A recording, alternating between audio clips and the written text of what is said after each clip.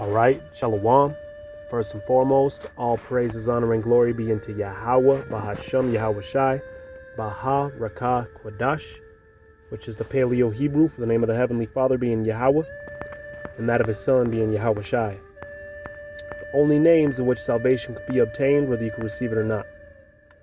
I'd like to give double honors to the elders and the apostles at GMS Great Millstone, who through the spirit and power of Yahweh, Bahashem, Yahweh Shai, rule all of the nation of Israel well today.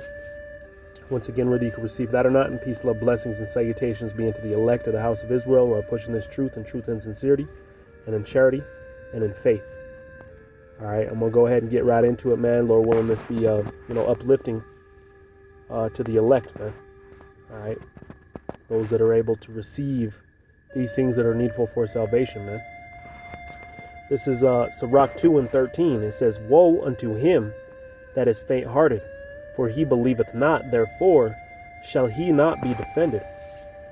And you see, we got to meditate on these things, man, especially going into Jacob's trouble, going into a point where, Esau is already starting to limit, or put more control around our videos that we put out, man. Striking brothers' pages and, adding these different obstacles that we have to hurdle over in order to push these videos out, man. Soon, and through the spirit, I think, all this Momo and all these weird, things that they had, on YouTube, they had, people telling kids to hurt themselves and, things of that nature. I think all this was done, in order to try to target us, man, in order to try to, make things more difficult for us, so to speak. But anyway, this just shows you how close we are, man. We gotta prepare our souls, all right, and our minds and our faith to be tried, man. All right, it's only going to get worse as time goes on. All right, but let me read it again. It says, "Woe unto him that is faint-hearted, for he believeth not, therefore shall he not be defended," man. We got to realize that all the power belongs to Yahweh Bashem Yahweh Shai, man. Everything that's before you, the way that your day might plan out, or whatever obstacle is placed before you, man, is done by Yahweh Bashem Yahweh Shai, man. All right, you might run into certain things during Jacob's trouble, or certain things that you're going through now, but it's all in order to prepare you for that time during Jacob's trouble, man. All this stuff that's going on now is preparing us for that time, because your faith is going to be tried to its very extent, man, and that's why we got to remember Yahweh Shai. Going back into, I believe it's Hebrews 2. Let me see here, Salakia. Hebrews 2 and 17. It reads, "Wherefore in all things, beloved, it behooved him to be made like unto his brother." And speaking about Yahweh Shai, Yahweh Shai was to be made just like us, man, in the flesh, having to battle these same elements, all right, that he might be merciful and faithful high priest in things pertaining unto Yahweh, to make reconciliation for the sins of the people. For in that himself hath suffered being tempted, right? And when was he suffered being tempted, man? Well, really throughout his whole walk, but that main portion, all right, befalling him in the wilderness, and also befalling him when he was crucified, man. All right, and he was able to withstand, all right, being in the flesh. He was able to conquer the flesh, man. All right, when Yahweh Shai had him, or when Yahweh Shai was in the wilderness for those 40 days and 40 nights, it got to the point where he was being tempted by Shaitan himself. All right, but he endured through it, man. That's why it says he is able to succor them that are tempted. So that's why what we got to remember, man, especially when we're by ourselves, going through these things, and especially during Jacob's trouble, man. Remember what Yahweh Shai went through and how he conquered the flesh, man. All right, he is able to succor them that are tempted. You see, he ain't going to give you more than you can handle if you're the elect, man. And that's why we got to conduct ourselves as the elect. All right, hopeful members of the elect. All right, anyway, let's go ahead and go back to 2.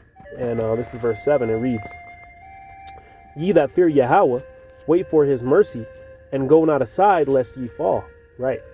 Wait, be patient upon Yahweh, man. Be patient upon his mercy. Because you're going to go through certain things, especially on this side right now, man. We're going to be going through certain things. It might be your job.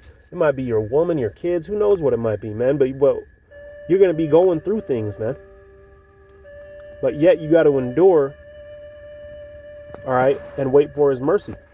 Because if you do that, All right, if you do that, then you'll be counted worthy, man. All right, but if you can't even make it through this side, if you go into the military, you can't make it through boot camp.